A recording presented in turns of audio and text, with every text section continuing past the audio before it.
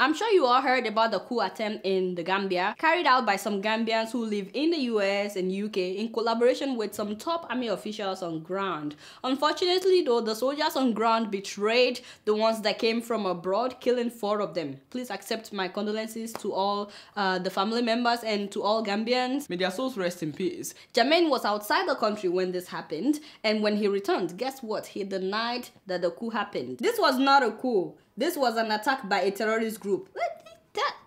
Terrorist group, seriously? Honestly, this is the first time I'm hearing of terrorists that will start their attack from the presidential palace. This was an attack by a terrorist group backed by some powers that I will not name for now. Well, by powers, he means the US, UK, and Germany. You know, he likes to blame all problems in Africa on the West and on slavery. I mean, we all agree that slavery is very, very bad. It was wrong. But the West that he keeps blaming is at least taking care of its own people. So, Jammeh, you could just show us how it should be done instead of just blaming the West. I'm just saying, I mean, this is a country with 1.8 million people. There's no reason why the Gambia shouldn't be the envy of all African countries. 1.8 million. How many people do we have in Oyo State? 5.5 million. What about Kwara State? So Kwara is more than 2 million. So you see what I'm saying? So the population of his country is not even up to Kwara State or Ekiti State or Yobe State. They should have the best of everything, considering that this man gets millions of dollars every year from the West, the same West that he's criticizing, for the development of his country.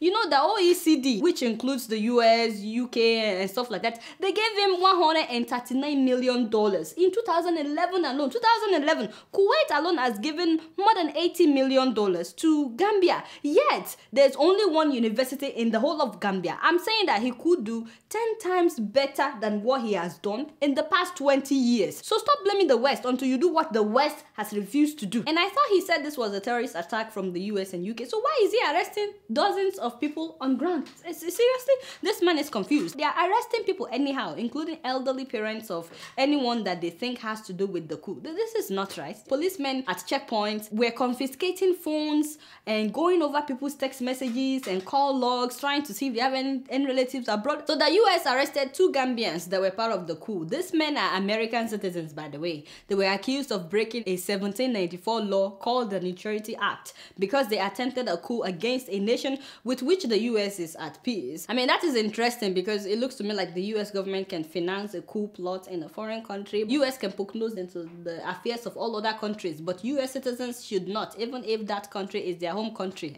I'm not saying that the US shouldn't follow their law. I'm just saying, you know, it's a little hypocritical. As far as Gambians are concerned, these men are heroes fighting for the liberation of the Gambia. So please take a minute and sign the petition for their release. I've also signed it. In 2007, when 10 men were accused of attempting a coup in Laos, they arrested them and cited the same law. But because people protested, the charges were dropped against these men. So we're hoping that the same thing would happen with these Gambians if you guys sign the petition, that is. Also, there's an online fundraising for the family members of those that were killed in the Gambia in order to ensure that their children complete their education and that their spouses don't suffer. So please, if you're able, take a minute, visit the website and donate. Now, I'm not advocating for coups. At the same time, before you blame the Gambians that try to take over their country, I think you should know where they're coming from. How many of you can stand having one president for 20 years? All my African people, can you accept for one man to rule you for 20 years? By the way, this question doesn't apply to you if you're from Cameroon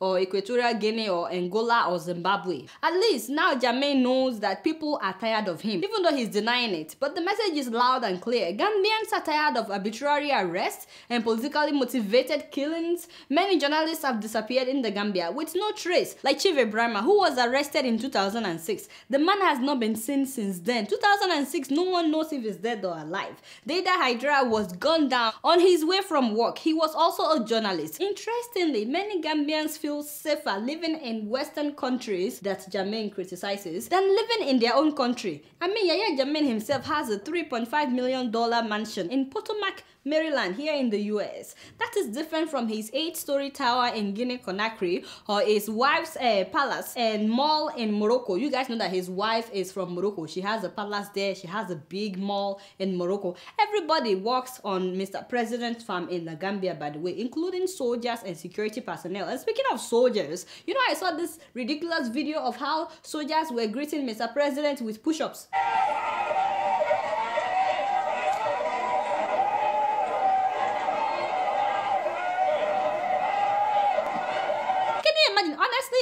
Jammeh leaves, these soldiers would need some serious therapy. You know, it's not a secret that Yahya Jammeh sees the Gambia as his personal property. He owns chains of businesses in construction, public transportation, sand mining, food processing, distribution of food to hotels, the open market, travel agency, butchery companies, sales of meat products, bakery, bread distribution, importing and exporting of goods, clearance of goods at ports, retail stores, gas and petroleum product sales, property development, as well as rental and sales and international investment, just to name a few of the companies that Yahya Jammeh has in his own country. Only one man in one country, and he's also the president. So when I say that he owns the Gambia, I mean he does. The sad thing is that he has forced so many people out of business because they cannot compete with him. On top of that, this same president claims to heal all kinds of diseases, including infertility and erectile dysfunction.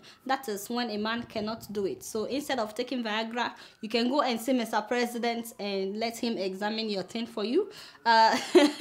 Yes, but you know what troubles me the most? The coup was announced on his Facebook page. So journalists asked him if the page was actually legitimate. After the whole thing, they asked him, is the page legitimate? Guess what Mr. President said? I do not have a Facebook account. I don't even browse the internet. What? My God!